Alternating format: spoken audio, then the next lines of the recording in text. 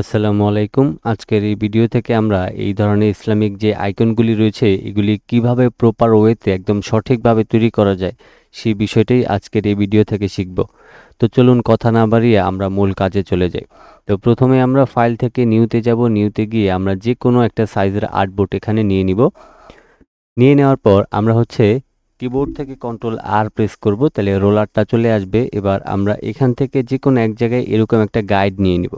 তো এই গাইডটাকে কন্ট্রোল 2 দিয়ে লক করে নিব। লক করার পর এবার আমরা এখান থেকে রাইট বাটন ক্লিক করে পেন টুলে যাব। পেন টুলে যাওয়ার পর যে কোনো এক জায়গায় মাউসের লেফট বাটনটা ক্লিক করে শিফটটাকে চেপে ধরে এইভাবে করে একটু ডাউন করবেন। এরপর আপনি আনুমানিক একটু শেপটাকে বাঁকা করে আবারও শিফটটাকে ধরবেন এবং এইভাবে করে বাঁকা করে নেবেন। তো এটা আপনার প্রয়োজন অনুযায়ী আপনি কমিয়ে বাড়িয়ে নিতে পারেন। আমি ধরেন এতটুকু নিয়ে নিলাম। এবার এটার মধ্যে আমরা বোঝার সুবিধার্থে ব্ল্যাক কালার স্ট্রোক দিয়ে দিলাম। এটাকে সিলেক্ট করে রাইট বাটন ক্লিক করে ট্রান্সফর্ম অপশন, এরপর আমরা রিফ্লেক্টে যাব। এবার এখান থেকে ভার্টিক্যালটা সিলেক্ট থাকা অবস্থায় কপি অপশনে ক্লিক করে দিব। এই যে এই পাশের যে বাঁকা শেপটা রয়েছে এটাকে শিফটটাকে ধরে আমরা এই পাশে নিয়ে বসাই দিব। ওকে, তো এরপর আমাদেরকে কি করতে হবে, আমাদের এখান থেকে এই যে ইলিপস টুল রয়েছে ইলিপস টুলের মাধ্যমে আমি ঠিক এইরকম একটা সার্কেল নিয়ে নিব। নিয়ে নেওয়ার পর এখন এটাকে প্রথমে আমরা মাঝখানে বসায় নিয়ে শিফটটাকে ধরে একটু সামান্য উপরের দিকে তুলে দিব, ঠিক এইভাবে করে। আমি আরেকটু তুলে দিচ্ছি প্রয়োজনে। আমি আরেকটু তুলে দিলাম। তো এই যে এই পাশের যে শিফটটা আছে আমি চাইলে সামান্য একটু উপরের দিকে তুলে নিতে পারি। ওকে, তো এখন আমাদেরকে কি করতে হবে, আমাদেরকে এই এই যে সার্কেলটা রয়েছে এটাকে আমরা আরেকটু সামান্য পরিমাণ উপরের দিকে তুলে নিই। ওকে, আমাদের এটা হয়ে গেল। তো এখন আমরা কি করতে পারি, এই সবটাকে সিলেক্ট করে শেপ বিল্ডার টুলে যাব এবং আমি ফিল কালারে ব্ল্যাক দিয়ে আমি জাস্ট এইভাবে করে ক্লিক করে দিব। তো এইভাবে করে ক্লিক করে দিলে আমাদের এখানে শেপটা ক্রিয়েট হয়ে যাবে। তো এখানে আমরা যদি সিলেক্ট করি, দেখেন এখানে একটা সামান্য একটা লাইন দেখা যায়। এটা আমরা শেপ বিল্ডার দিয়ে ধরে দেখি এটাকে কি করা যায়। আচ্ছা, এখানে এটা মেবি এক্সট্রা একটা শেপ আসছে। আমরা এই এক্সট্রা শেপকে ডিরেক্ট সিলেকশন টুলের মাধ্যমে এখান থেকে সিলেক্ট করে ডিলিট করে দিতে পারি, তাহলে আর এটা এখানে থাকবে না। তারপর এই কর্নারটাতেও একইভাবে আমরা এই কর্নারটাকে সিলেক্ট করে ডিলিট করে দিব।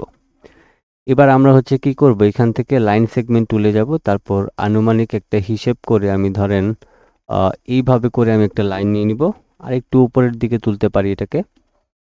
ওকে, ধরেন এতটুকু রাখতে পারি। এবার সবটাকে সিলেক্ট করে শেপ বিল্ডার টুল দিয়ে এটাকে মাইনাস করে দিব। এবার আমি এই লাইনটাকে এখান থেকে ডিলিট করে দিলেই হবে।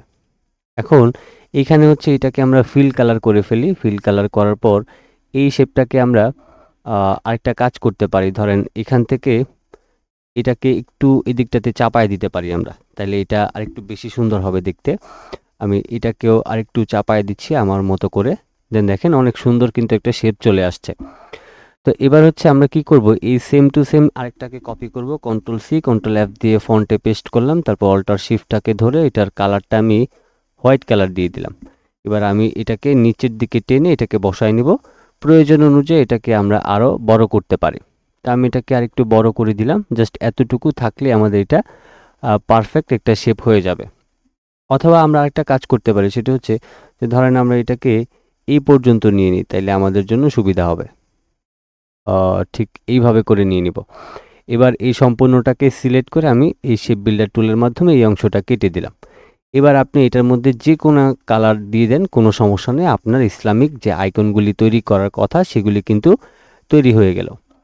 এখন এইখানে আমরা আরেকটা বসাতে চাই। কন্ট্রোল সি কন্ট্রোল এফ দিয়ে কপি পেস্ট করে আমরা অল্টার শিফটটাকে ধরে ছোট করে এটাকে একদম এটার এই পজিশন অনুযায়ী আমি বসায় নিব। তো আমি এটাকে এখানটায় বসায় নিলাম। ওকে, তো এবার আপনি আপনার মতো করে এখানে কালার দিয়ে দেন, কোনো সমস্যা নেই। এখানে আপনি আপনার ইচ্ছা মতো যে কোনো কালার অ্যাপ্লাই করতে পারেন। তো এই আমাদের মূলত ইসলামিক যে আইকনগুলি তৈরি করতে হয়, এই ধরনের আইকনগুলি আপনি খুবই সহজে কিন্তু তৈরি করে ফেলতে পারেন। তো এই ভিডিওটা কেমন লাগলো অবশ্যই কমেন্ট বক্সে জানাবেন এবং চ্যানেলে নতুন এসে থাকলে অবশ্যই সাবস্ক্রাইব করে সাথে থাকবেন।